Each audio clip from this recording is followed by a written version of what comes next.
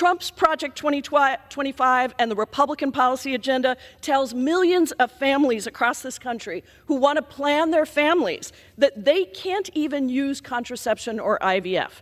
This is not theoretical. This is very real.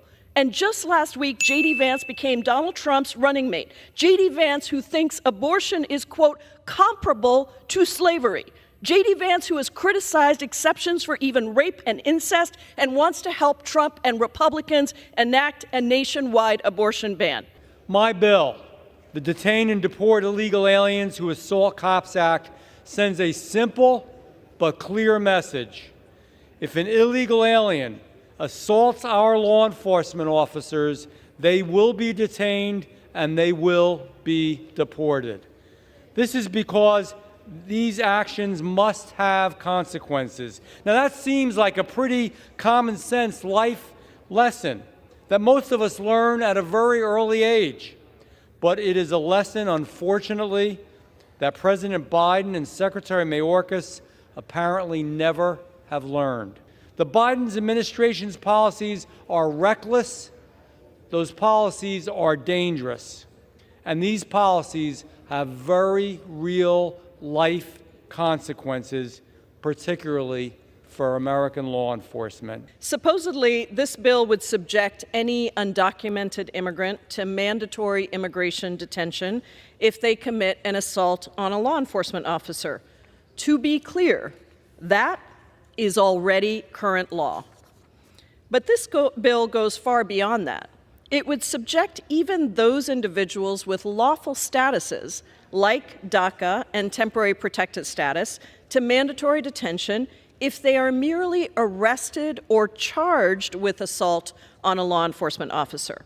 There are no provisions to protect those who are mistakenly arrested and are released without charges. Let's be clear, violence is never the answer and should never be used in a political protest. It was wrong for people to assault the police right here in the United States Capitol on January 6th, just as it is wrong for people to assault the police or anyone else during any protest, regardless of their politics.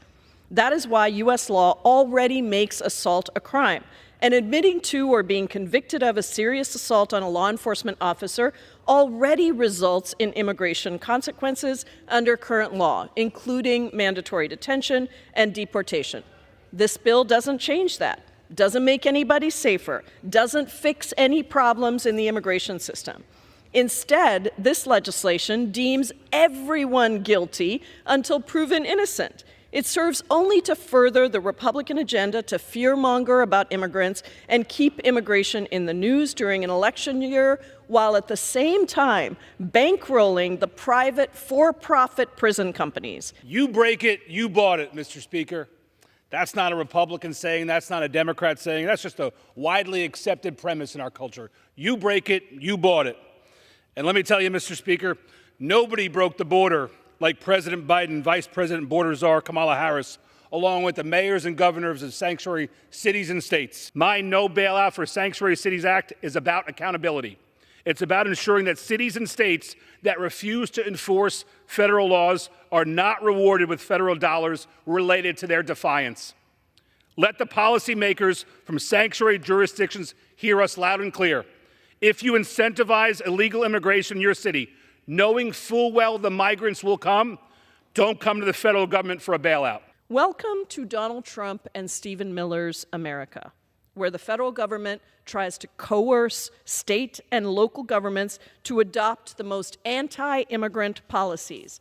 And if they refuse to do so, well, then that entire community is going to be stripped of federal funding for the most essential services. Mr. Chairman, we are better than this. America is better than this. We can fix the immigration system without ripping communities apart and stripping away billions of dollars in vital federal funding. We can solve the problems at the border without fear-mongering and scapegoating immigrants who are helping to build our communities across the country. Unfortunately, that would require bipartisanship, it would require compromise, it would require a commitment to actually solving the problem, all of which my Republican colleagues have made clear they have zero interest in doing. Extreme MAGA Republicans in the House are on a Donald Trump-directed fishing expedition. In fact, they've been on a fishing expedition for months with embarrassing results. Nothing. No bites, no evidence for anything that justifies impeachment. There are no fish to catch in this Republican swamp. And good luck to all these Republicans who have to go home and justify a sham impeachment to their districts while telling them that we haven't passed the budget, we haven't reauthorized the Farm Bill, we haven't done a single thing that helps Americans live their lives. Instead, we're wasting time on bogus censure resolutions and bogus impeachment inquiries. We have 1.5 legislative business days left in the year. We should be passing bills to help working families, but that is not what we do under extreme Republicans' control. Vote no on this new fishing expedition. I yield back. I rise in strong opposition to this resolution to impeach Secretary Mayorkas. This resolution is as ridiculous as it is dangerous. It has no evidence of high crimes or misdemeanors. Are we really debating impeaching a cabinet secretary because House Republicans don't like the policies that he advances under a democratically elected president? Far from alleging true high crimes and misdemeanors, this resolution relies on the same tired and untrue Republican talking points that Democrats have demonstrated for months are not true.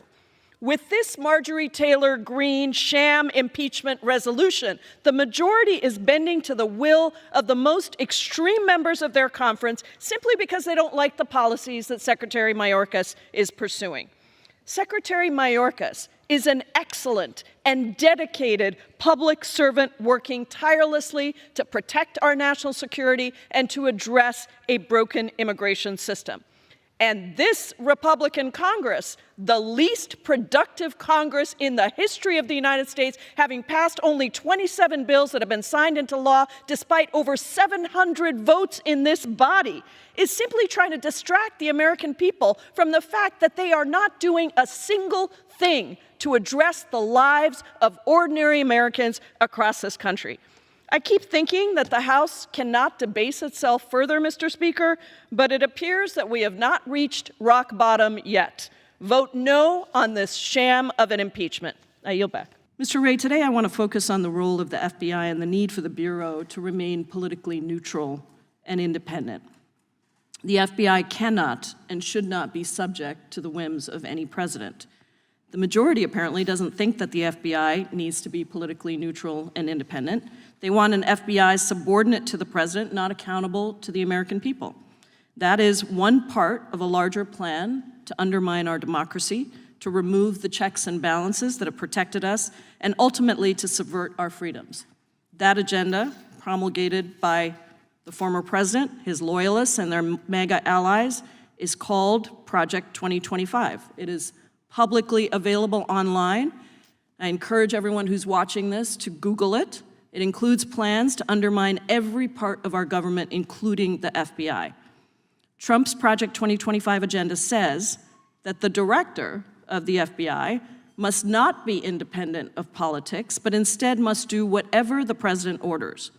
Under Trump's Project 2025, Trump loyalists would undermine the non-political and independent structure of the FBI.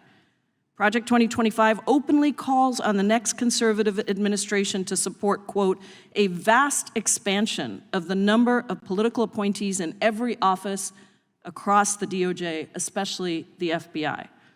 And so, Mr. Wray, given your extensive experience as a law enforcement professional at DOJ across multiple Republican and Democratic administrations, why do you think it's important that the FBI maintain political independence from the president? I think the FBI is and needs to stay independent, and that means protecting the American people without fear or favor, upholding the Constitution and the rule of law, and it means following the facts wherever they lead, no matter who likes it. And I add that last part because the essence of independence and objectivity is not that an investigation is going to always yield the result you want. Our independence and objectivity can't only be respected when you like the outcome. That's the very essence of objectivity. Sometimes you're going to like the result, sometimes you're not going to like the result. And that applies to everyone, including us. Any number of times we're disappointed and frustrated by the results of our investigations. But the alternative is an erosion of the rule of law, where the only thing that distinguishes one investigation from another is power. And that's what you see in some of authoritarian countries around the world. So I'm not familiar with this particular No, I didn't ask you to Project comment on that. 2025 No, I just thing. wanted I to don't know anything about it, but what I can tell you is, from my perspective, the FBI needs to be functioning as independent. Doesn't Thank mean you. it's not part of the executive branch. It doesn't mean the FBI director doesn't serve at the pleasure of the president, but it does mean that the way we do our work Has to be objective. has to be independent. Yeah. Joe Biden and Kamala Harris are to blame for this historic crisis. Their policies stopped the construction of the border wall, ended President Trump's remain in Mexico, and released the largest number of illegals into the United States in history.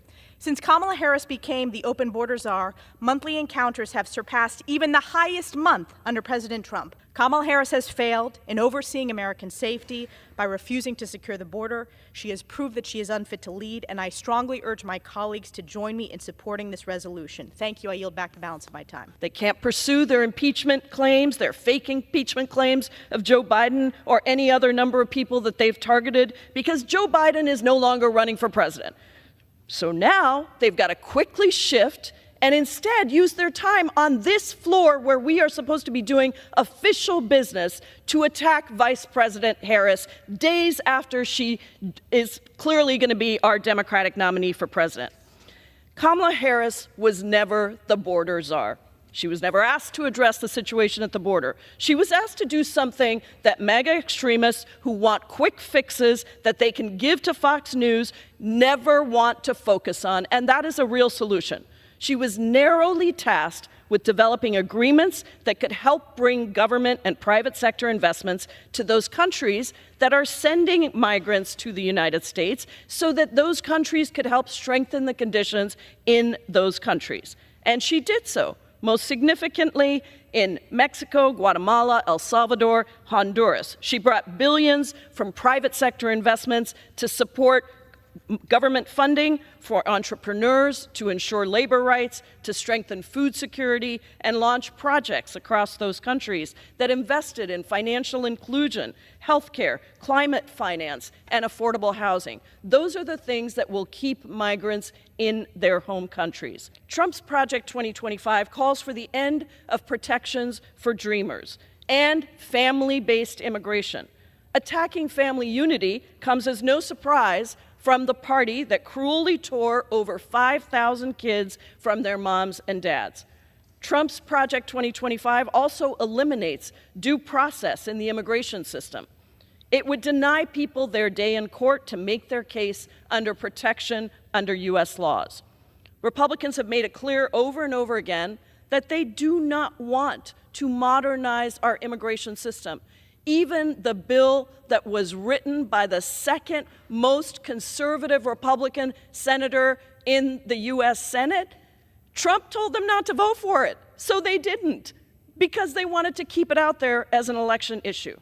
Republicans want to distract you from the fact that the Biden-Harris administration has been the most effective administration in my lifetime, investing in infrastructure and green jobs, taking on climate change, bringing down the cost of prescription drugs, and canceling student loan debt so people have more money in their pockets instead of allowing billionaires to profit off your pain. And just today we heard that the economy grew by 2.8% in the second quarter, showing the extraordinary strength and achievements. Gentlelady, additional 30 seconds. The gentlelady is recognized for an additional 30 seconds. Just today, we heard that the economy grew by 2.8% in the second quarter, showing extraordinary strength because of the policies that President Biden and Vice President Harris have put into place for this country. Don't be distracted. Democrats want to protect your freedoms, uphold democracy, and give every American a real chance to succeed. Vote no on this resolution. I yield back.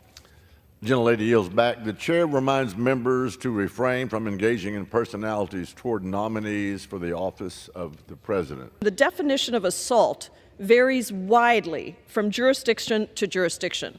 Nevertheless, this bill adopts the definition of assault used in the local jurisdiction to subject somebody to mandatory detention. That means that conduct that people would not normally think of as an assault, like lightly touching an officer, could result in an arrest and mandatory detention. Furthermore, people are mistakenly arrested for assault on a police officer far more often than we would like to admit. When this bill was introduced, it was clearly in response to an incident earlier this year in which some recently arrived migrants allegedly assaulted a group of law enforcement officers in Times Square. That incident sparked outrage across the country, but our Republican colleagues directed much of their ire on one particular individual who flipped off TV cameras as he left his arraignment. The image was plastered all over Fox News and was promoted by former President Trump as a symbol of everything that's wrong with the Biden administration's approach to immigration. There was only one problem, Mr. Chairman. As it turns out, that specific individual, who everyone was so quick to demonize and attack, had the charges dropped against him. Despite being arrested and initially charged, he was not even present when this crime occurred.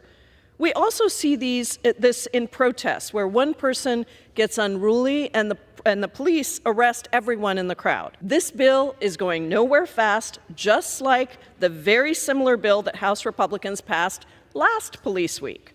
The American people aren't stupid. They see what House Republicans are doing. They want meaningful reforms to the system, and they know that bills like this would do absolutely nothing towards that end. House Republicans refuse to negotiate on immigration, and they fail to do anything that would actually solve some of these problems we face, only to turn around and complain when those problems get worse. This is political theater at its worst, and I urge all of my colleagues to join with me to oppose this legislation. I reserve the balance of my time. Gentlelady from Washington reserves. Gentleman from New Jersey is recognized. Thank you, Mr. Chair. So let me say I agree with my colleague on the other side of the aisle on one thing. One, the American people are not stupid. The American people know, see, hear, and feel what's going on around them. The American people know that their streets aren't as safe. The American people who live in certain cities know that their kids are being moved out of their schools so that we can house illegals. The American people know that they're paying lots of taxes, and they're paying taxes in so many ways to pay for transportation, to pay for housing, to pay for legal care, to pay for bank cards, to pay for all kinds of services to illegals, and including in some cases education subsidies. The American people are not stupid, and they're tired of it. And they're really tired of individuals who come from other countries illegally. And let me be clear, because I never want this to be morphed into anything else. We love in America legal immigration. Some of our best citizens are legal immigrants. It's illegal immigration that creates this problem. Immigration is about coming here, loving this country, pledging to the flag, loving America. Now, if you asked in my world what it would be, if you break the law and you come here illegally, you should be detained and you should be sent back, period. You don't even have to assault anybody. Mr. Chairman, assaulting a law enforcement officer is a serious offense that deserves both criminal and immigration consequences. That is why serious assaults on law enforcement officers are already immigration violations that require detention and deportation.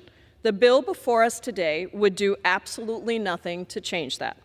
This legislation instead would dramatically expand the type of conduct that would subject somebody to mandatory detention to include people who may not have even committed a crime at all. That is not a good use of our limited law enforcement resources. Instead of wasting our time on these bills that do nothing to fix our immigration system and stand no chance of becoming law, we should be talking about how to create a workable immigration system that allows Americans to reunite with their family and allows American businesses and universities to attract the best and the brightest, essentially creating a workable process so that people wouldn't be forced to go to the border as the only way to come to the United States. We should be talking about the fact that immigrants are good for the country and good for our economy. 1 in 4 American doctors were born abroad, and roughly 45% of Fortune 500 companies were founded by immigrants or the children of immigrants. 70% of agricultural workers are immigrants. Immigrants feed us, heal us, and help ensure that this country remains an economic powerhouse. We could be embracing the positive impacts of immigrants rather than demonizing them. The Congressional Budget Office recently announced that new immigrants will add $1 trillion in previously unexpected revenue to our country's GDP between 2023 and 2024. Similarly, the Department of Health and Human Services found that over a 15-year period, asylees and refugees contributed nearly $124 billion more in revenue than they received in services from the government. Documented and undocumented immigrants pay tens of billions of dollars in taxes each year. But instead, the majority insists on scapegoating and fear-mongering immigrants. It is true that the immigration system has deep problems, but they cannot be solved through an enforcement-only approach. We have been trying that approach for 30 years, and it has failed. The truth is that the immigration system is all connected. People are coming to the border because the legal immigration system has not been updated in over 30 years, and they cannot find any other pathway to come in. The majority often talks about legal immigrants. Well, let me tell you that the wait time for some permanent residents to bring their families into this country is over a century long. A century for legal permanent residents to bring their family members into the country. Employers are begging us to modernize the employment-based immigration system because the limits on high-tech visas were set when floppy disks were the height of technology, and these companies cannot hire the people that they need. And the small number of immigration judges that we have are absolutely crushed under a massive backlog of asylum cases so extensive that it is now taking people over 8 years to get even a hearing. Why doesn't the majority just help us put more money into immigration judges so we can resolve that backlog? Why not open legal pathways for people who are trying to come here legally? I know this, Mr. Chairman, because I came here and it took me 17 years to navigate the immigration system and become a U.S. citizen, but that was several decades ago. Now you can't even get through the process. I hope that one day we can get back to actually governing, to passing real bills that can make a difference in the lives of the American people. But I fear, Mr. Chairman, that today is not that day. I urge members to oppose this bill, and I yield back the balance of my time. Thank you, Mr. Speaker. I rise today in opposition to the rule and in strong support of the Women's Health Protection Act. The Women's Health Protection Act would protect the right to abortion nationwide. It would restore the intensely personal freedom for pregnant people to make decisions about their own bodies. That is the complete opposite of Trump's Project 2025, extremist Republicans' agenda for their policies that they want to advance. Trump's Project 2025 outlines a whole-of-government approach to eliminate the right to abortion. It restricts access to contraception. It calls for the federal government to stop enforcing laws that require hospitals to provide emergency care to pregnant people in need of an abortion. And let me just be clear, Mr. Speaker, this fight is about our fundamental freedoms, the freedom to make choices about our own bodies, our own health, our own economic future. And I'm standing here as one of the 1 in 4 women in America who has had an abortion myself. I can tell you that these decisions are intensely personal. We do not need an extreme Republican Party trying to control our freedoms. In my case, I had already experienced a very difficult pregnancy, and my daughter was born prematurely at 26 and a half weeks. She was actually just 1 pound, 14 ounces. She was about the size of my hand. She weighed about the same as a small squash, and she literally almost did not survive. And my doctors told me that if I were to have another pregnancy, it would be extremely high risk, both for me and for the child. And so I took my daily contraceptive pill that Republicans are trying to get rid of for Americans across this country so that I could protect my health and the health of any future pregnancies. And in fact, what happened was I got pregnant anyway, and my doctor said, you really should have an abortion. I made that decision with my doctor, with my family. Why should anyone else be a part of that decision? And it was a hard one for me, but for every person, it should be their choice. Donald Trump has bragged that he did a, quote, great job getting rid of Roe v. Wade. Well, thanks, Donald Trump. Thanks to Donald Trump, 1 in 3 women in this country of childbearing age now live in a state with an abortion ban.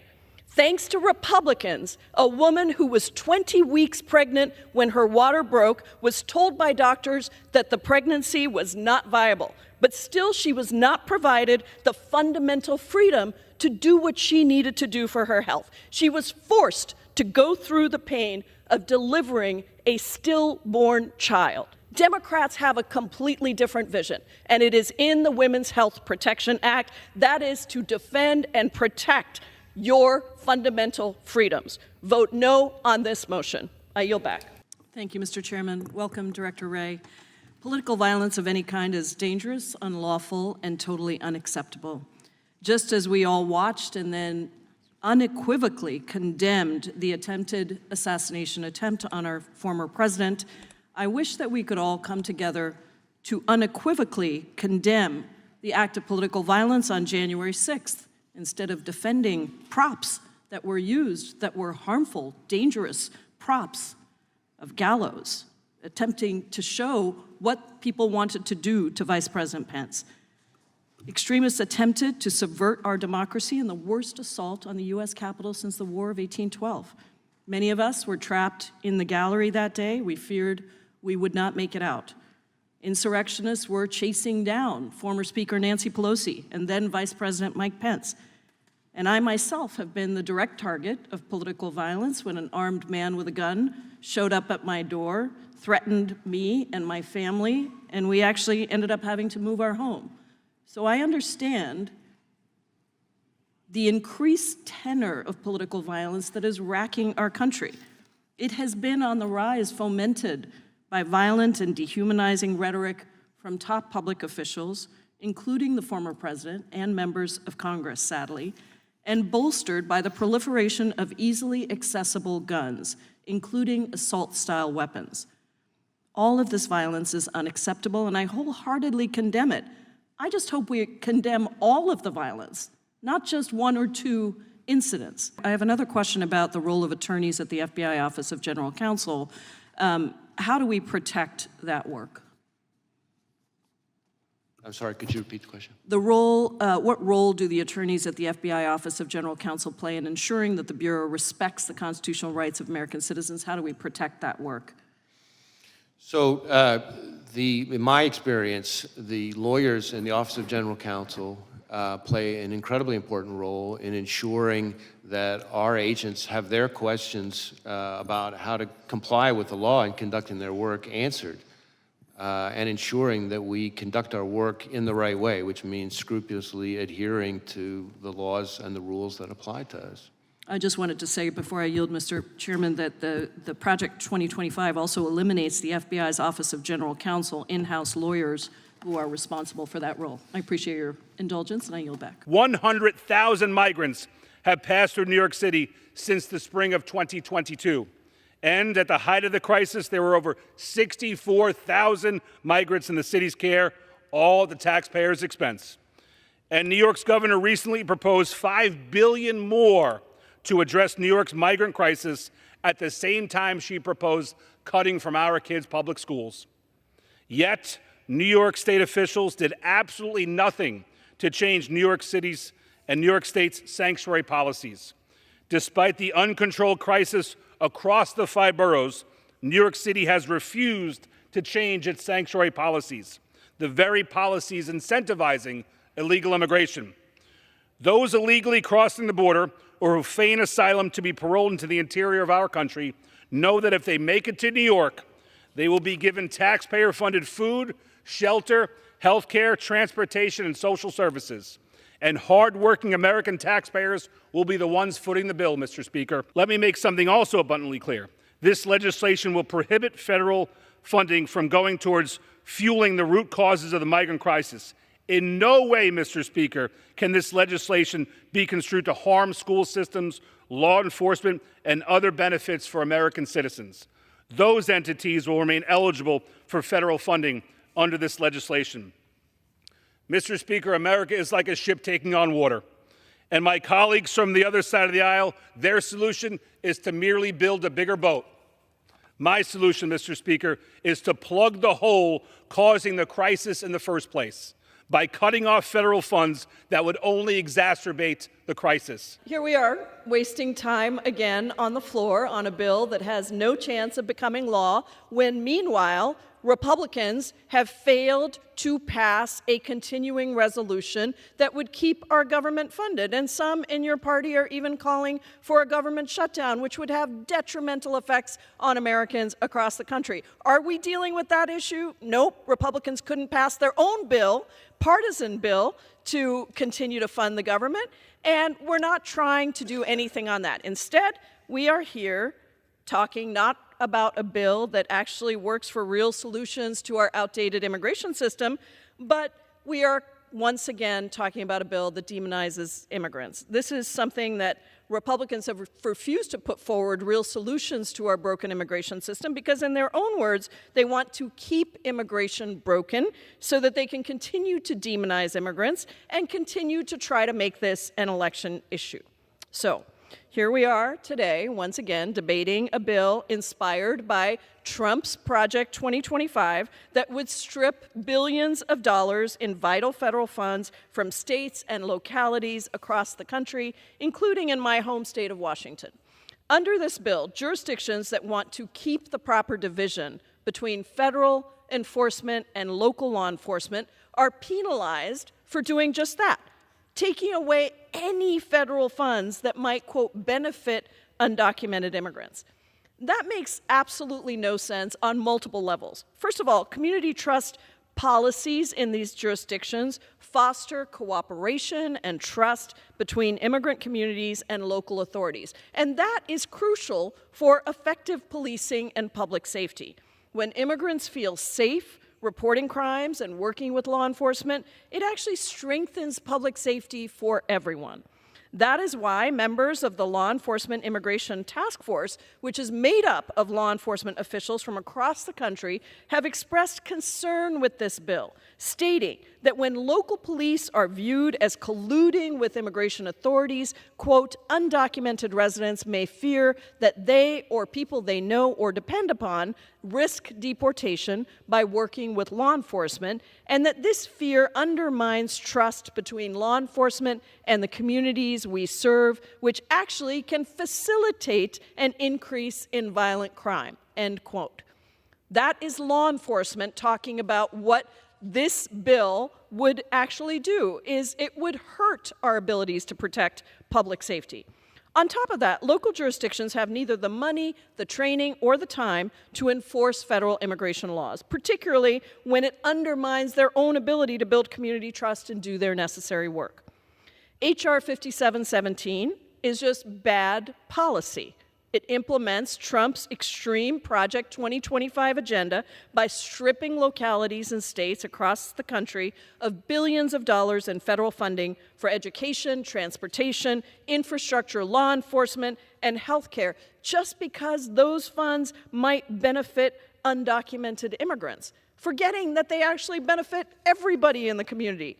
Let's remember that undocumented immigrants are interwoven into our communities. Approximately 1.1 million U.S. citizens are married to undocumented immigrants, and over 600,000 U.S. citizen children live in mixed status households where at least one person is undocumented. Not to mention the DACA recipients who work in public schools and hospitals and small businesses. Attempts to punish cities and states for using funding in a way that benefits undocumented people takes away the very necessary funding that communities across the country have been asking for. And it will inevitably also harm U.S. citizens and American communities in those same localities. For the past few weeks, Republicans have relentlessly pushed debunked myths about how Haitian immigrants have supposedly invaded Springfield, Ohio, and are eating people's pets. Sadly, that led to the city having to evacuate City Hall and lock down multiple hospitals due to bomb threats. Parents are afraid to send their kids to school as Springfield elementary schools were evacuated 2 days in a row because of the bomb threats. Gentlelady is recognized. My Republican colleagues love to talk about so-called, quote, immigrant crime and chaos at the border. But the reality is that their callous disregard for the truth, for conspiracy theories and lies and demonization of immigrants has brought crime and chaos to the residents of Springfield, Ohio, putting their well-being and their security at risk. I urge my colleagues to oppose this dangerous bill, and I yield back. It is stunning to me that so many of my Democratic colleagues are able to cite at least one mass shooting that killed a constituent, a friend, a loved one, where an assault weapons ban could have prevented a tragedy. It is also stunning to me that that is probably true for my Republican colleagues as well. They just choose not to speak about those similar stories of their constituents who have lost loved ones. They choose not to speak for the majority of Americans who support an assault weapons ban. This is not a crazy idea that only Democrats support. This is a ban that the majority of Americans support, even in a Fox News poll. My heart goes out to all of the families of the 4 people that were killed in the community in Tulsa that still grieves. This is not an isolated incident. The people that are in this room are proof of that. And they are populated in districts across this country. And in the aftermath of these shootings, in the aftermath of the children who have to be identified by DNA in Uvalde, in the aftermath of Parkland, of every single mass shooting event that has happened, we feel rage. We feel rage because we're not prioritizing the lives of people, our right to live. The rage that I feel that in just 3 hours, a person can buy an assault weapon and commit a mass shooting while conservative Republicans look the other way. Today, I dare my Republican colleagues to stop looking away. Stop ignoring the tragedy that is faced by people across this country. Stop ignoring the tragedy of your own constituents who have lost loved ones and family members in shootings with assault weapons. Stop ignoring the shooting in Clackamas, Oregon in 2012 that killed 2 people with an AR-15. The shooting with an assault weapon in Dayton in 2019 that killed 9 people and injured 17. The shooting in Marathon County, Wisconsin in 2017 with an assault weapon that killed 4 people. These are all in Republican colleagues' districts. It is our duty to stop these killings.